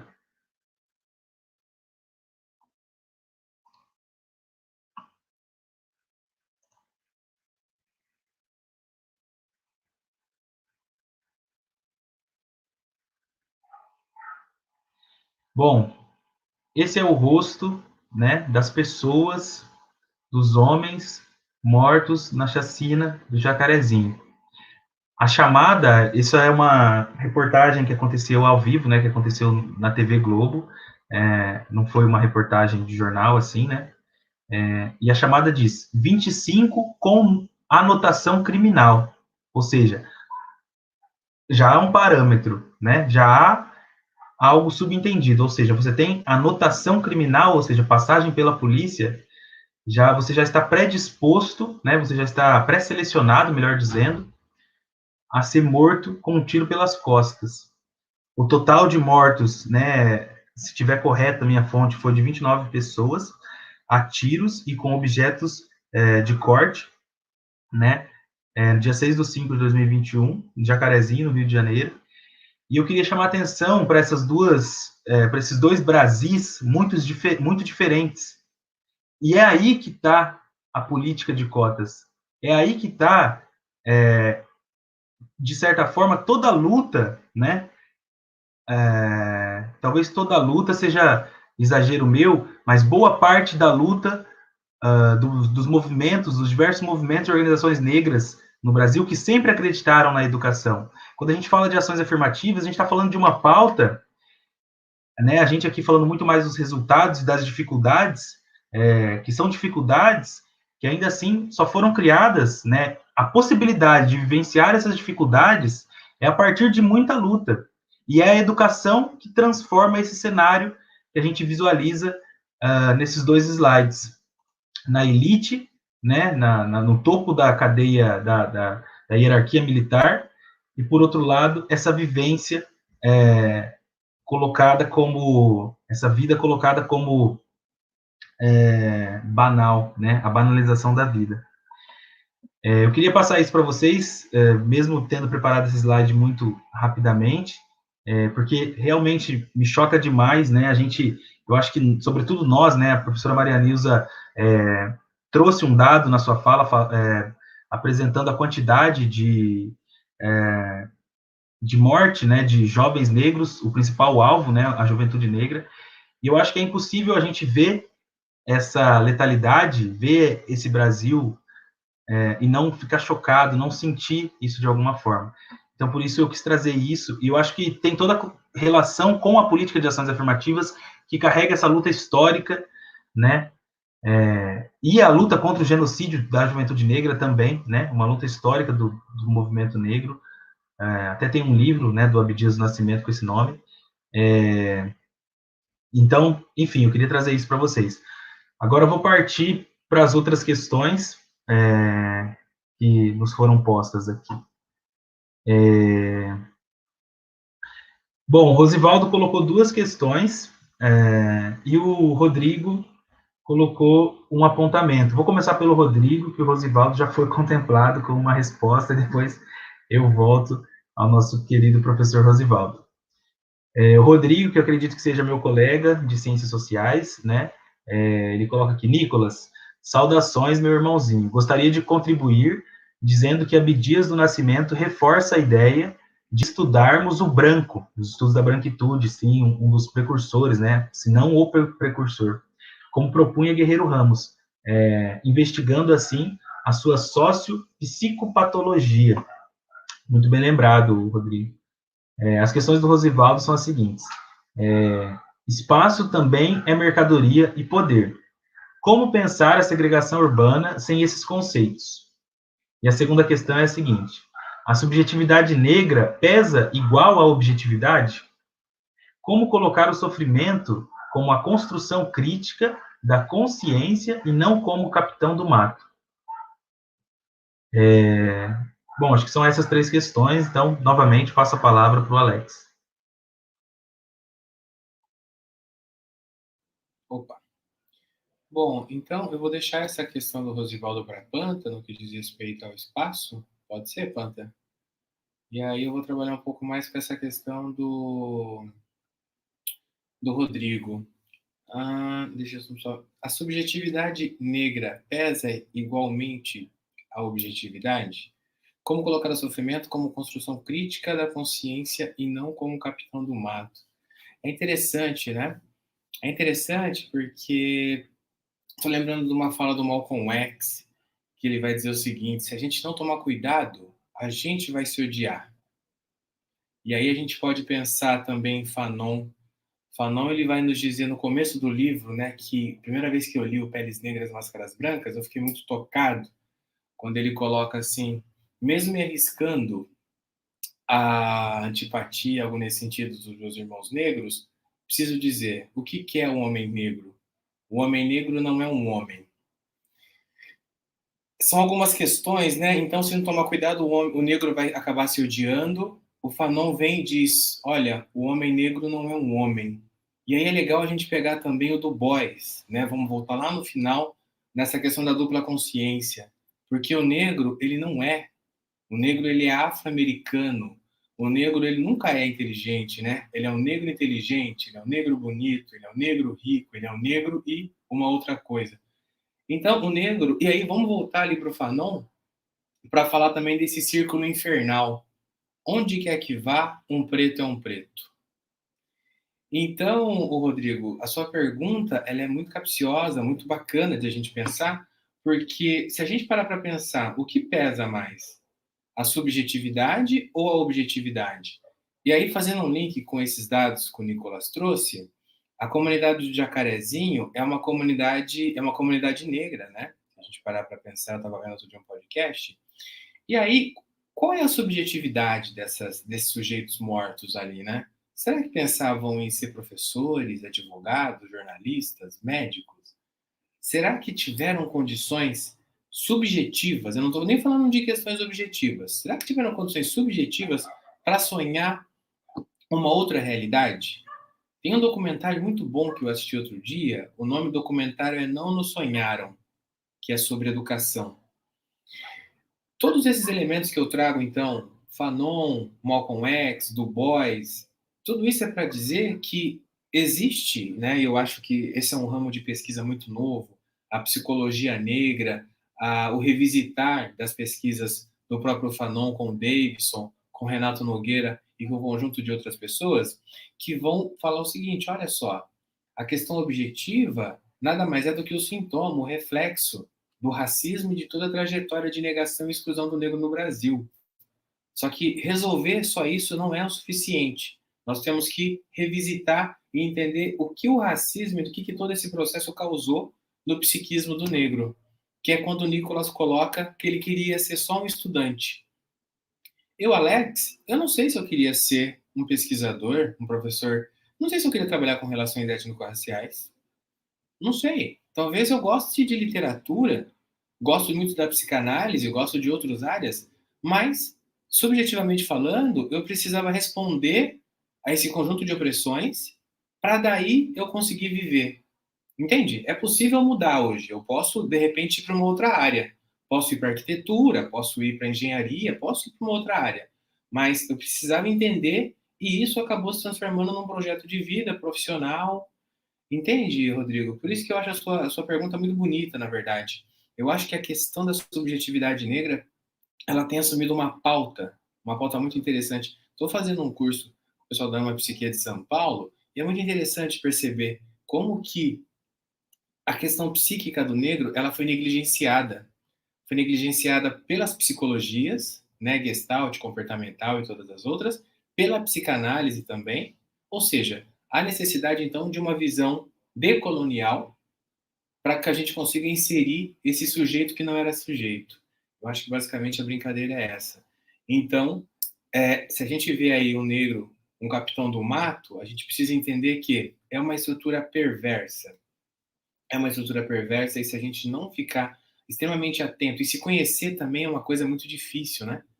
E se a gente não ficar atento, a gente pode... O poema do Nicolas não é nesse sentido, porque né, é uma branca negra, mas poderia ser um negro também.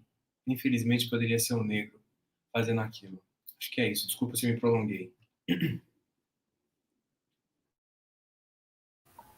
Tranquilo, Alex. Bom, passar a palavra para a Mariana, então. Então, só pensando nessa questão, né, que o Alex coloca, eu concordo plenamente, e pensando, né, também sobre o prisma da segregação urbana, se a gente pensar, né, o que tem de objetivamente constatado está no mapa, por exemplo, onde a população negra está mais presente, você vai conseguir localizar a olhar, né? A população negra está presente em grandes proporções nos territórios segregados da cidade de Londrina, né? Discriminados, né? E destituídos de poder aquisitivo. Mas é somente quando você também adentra esses territórios e você vai começar a ter um vínculo maior, né? Conversar com esses moradores, ter aquelas entrevistas em profundidade, isso que é o mais enriquecedor, a parte subjetiva mesmo, aquilo que não tem de objetivamente constatado. É você tentar perceber, por exemplo, como residir em territórios periféricos pode impactar a vida de um jovem negro, né? Como que isso vai afetar, por exemplo, as suas perspectivas, as suas atitudes, as suas expectativas em relação à vida, né? Quando tudo aquilo, né, que ele vivencia vai contra, por exemplo, ele enxergar que a educação, através do acesso à educação, né, ele pode, né, ter algum tipo de transformação na sua realidade social, né, quando, na verdade, dependendo, né, da situação, muitos nem conseguem se enxergar naquele espaço. É algo completamente distinto da sua vivência, da sua realidade. Então, na verdade, né, quanto ao peso, eu acho que a questão das subjetividades, por mais difíceis, né, que elas sejam de serem apreendidas, elas são muito mais complexas e têm um impacto muito maior do que as próprias questões que são percebidas de forma mais objetiva. Mas é uma questão aí, né, realmente muito complexa. Em relação à questão do Rosivaldo, né, sobre mercado, poder e segregação, com certeza, pensar sobre segregação é envolver esses conceitos também. Eu acho que foi ótima a pergunta do professor, porque muitas vezes, quando se fala em estudar no Brasil sobre a questão da segregação urbana sob a perspectiva da raça, ou tendo a raça como uma categoria analítica, né, importante, talvez a principal, pensa-se que se exclui outros aspectos. E, na verdade, você não exclui, né? Você não exclui a questão de poder, não exclui a questão econômica, a questão da propriedade, né? A questão da mercadoria. Você não exclui, você apenas não restringe a análise somente a essas questões.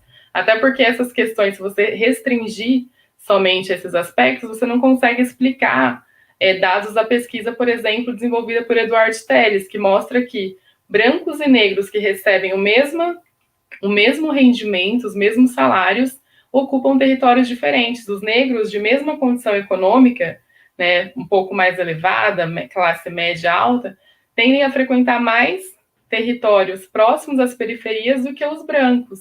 Né? Então, não é somente uma questão econômica, há outras questões envolvidas nesse processo também que precisam aí ser desveladas por pesquisas qualitativas que considerem também aspectos não objetivos.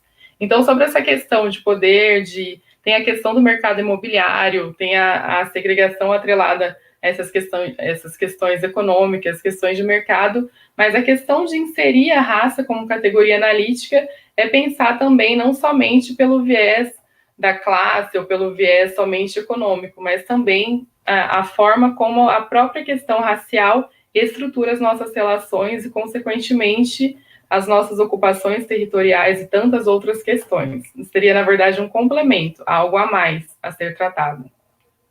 E que não se restringe, né, somente a abordar a segregação pelo prisma da raça, mas a marcar como mais uma categoria importante nessa perspectiva. Acho que é isso, né, Nicolas? As questões?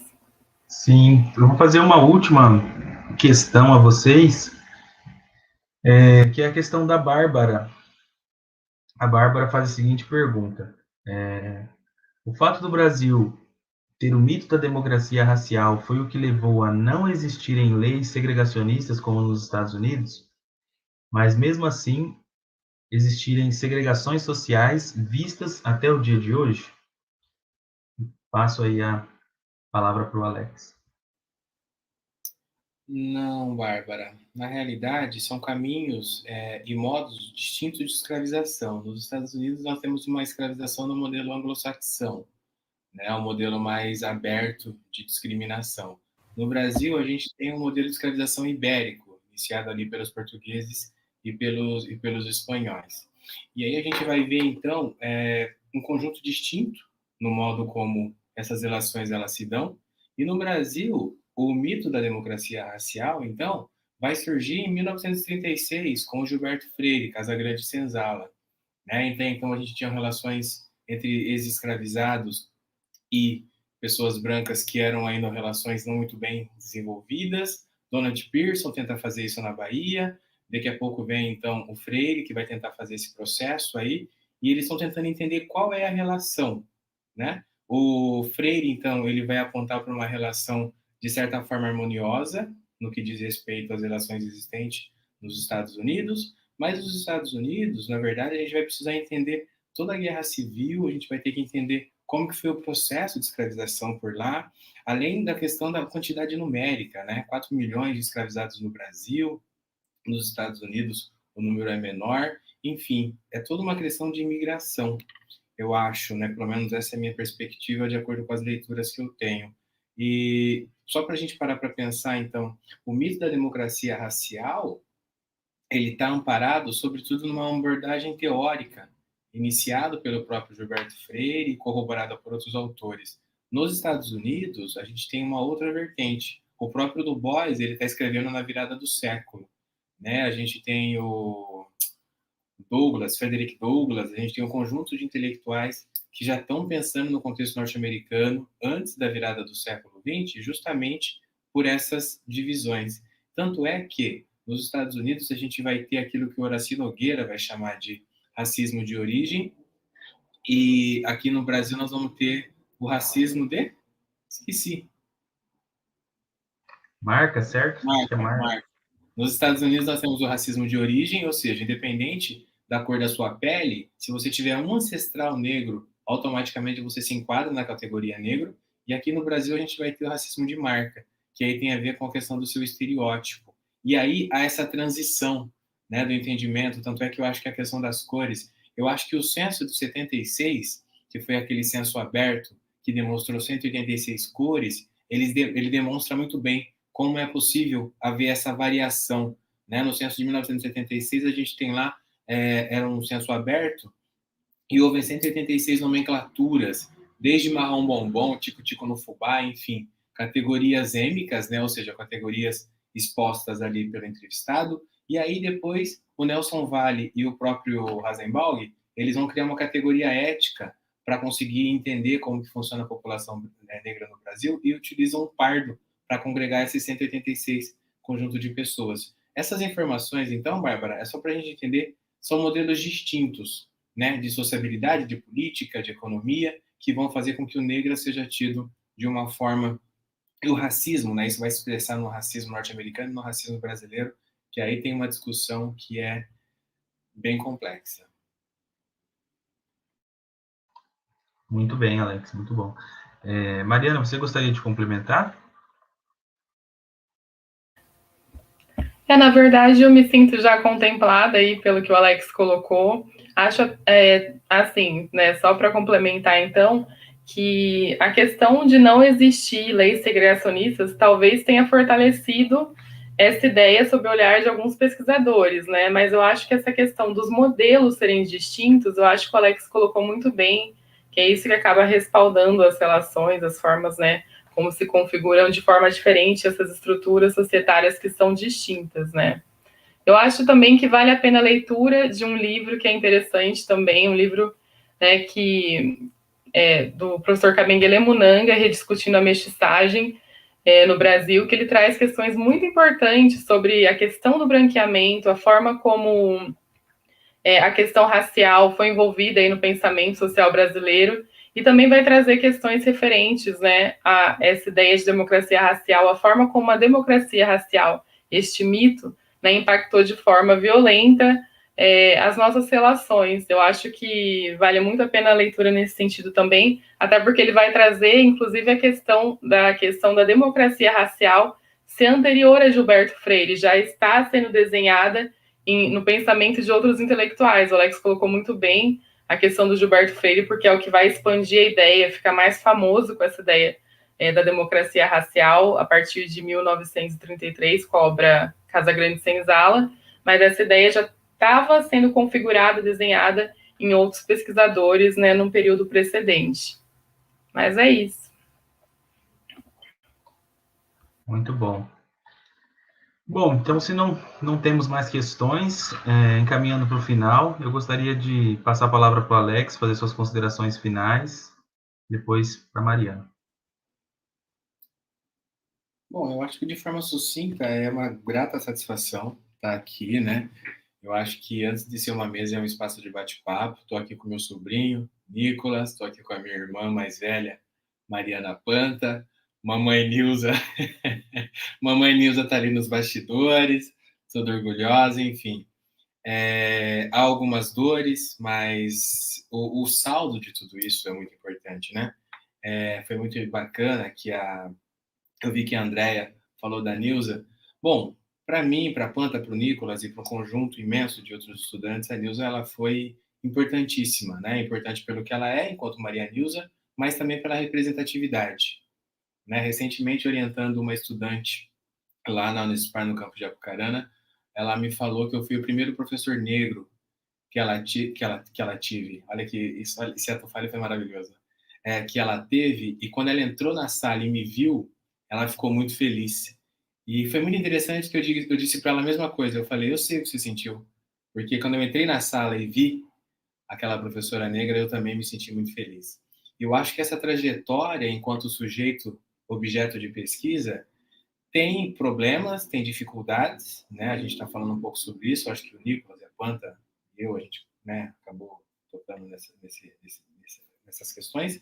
Mas há também um lado bom, né? Que é desses encontros e dessas trocas. Então, eu agradeço pelo convite, agradeço por vocês estarem aqui, para a gente poder conversar.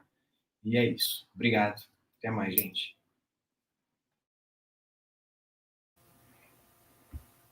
Bom, eu também gostaria de agradecer amplamente o convite. É muito bom compartilhar esse espaço com pessoas que são meus companheiros de trabalho, também são meus amigos, né? Na vida também, a gente tem uma trajetória juntos aí nessa questão. E corrigindo o Alex, não sou a irmã mais velha, tá? Ele é mais velho do que eu. Acho isso um absurdo a pessoa mentir assim numa transmissão ao vivo. Então, que fique registrado isso aqui. E gostaria de agradecer também muito, né, a turma nossa, né, que é da disciplina de Relações Raciais no Brasil, que é ministrada pela professora Maria Nilza e por mim, a presença dos estudantes, registrar também que eles estão fazendo excelentes seminários e que nós temos aprendido demais também nesse processo, nessa troca, né, porque a gente tem a disciplina ali, o programa da disciplina, mas sempre trazem novidades, outras questões, né, que também tem a ver com aquilo que gosto de estudar, né, com objeto de pesquisa que pretende relacionar, então é uma grande satisfação nesse sentido também. E no mais, eu fico à disposição, né, para dialogar em outros espaços, em outros momentos. Eu só gostaria de agradecer mesmo e dizer que foi muito rico participar desse evento de hoje. Obrigada. Obrigado, Mariana. Obrigado, Alex. Bom, eu também gostaria de agradecer. Também vale frisar que a professora Maria Nilza é uma pessoa muito importante na minha trajetória. Essa questão que a Mariana colocou um pouquinho anteriormente, o Alex, aliás, eu acho que foi o Alex, sobre a questão de você sonhar com uma outra possibilidade, sonhar com uma outra realidade. Isso eu acho que é muito o que a Nilza me proporcionou. Só para relatar, né, bem brevemente, a gente conseguiu ir para um evento, por conta de estar no projeto, né, para apresentar trabalho, em Belém, no Pará. E aquilo foi uma experiência maravilhosa em todos os sentidos, no sentido acadêmico, de crescimento pessoal. E a partir dali, foi muito interessante que uma colega da Mariana veio nos informar que haveria um evento em Portugal, que se chama Conlab, que é um evento já consolidado há muitos anos. E a gente começou a pensar, nossa, imagina a gente apresentando um trabalho em Portugal, como não seria legal e etc. E essa possibilidade que foi gerada de ir para Belém fez com que a gente sonhasse com Portugal, Lisboa, e a gente conseguiu também, através do projeto, ir apresentar trabalho, e foi uma experiência, assim, que foi muito boa, sem dúvida, a professora Maria Nilza está por trás disso, né, dessa possibilidade de você sonhar com uma outra coisa. Então, é uma pessoa muito importante na minha trajetória. Ela comentou há pouco que somos nós que estamos ensinando ela agora, a humildade dela, com certeza temos muito a aprender, bom, pelo menos eu tenho certeza que tem. E é isso, pessoal, é um prazer poder também falar sobre a minha pesquisa, sobre pedir desculpas também, né, porque acho que isso que eu apresentei não chega nem a ser um poema, então é um trecho de algumas coisas que eu escrevi, coisas que eu estava pensando. Enfim, fico muito satisfeito por vocês terem assistido, e é isso, muito obrigado e até uma próxima oportunidade.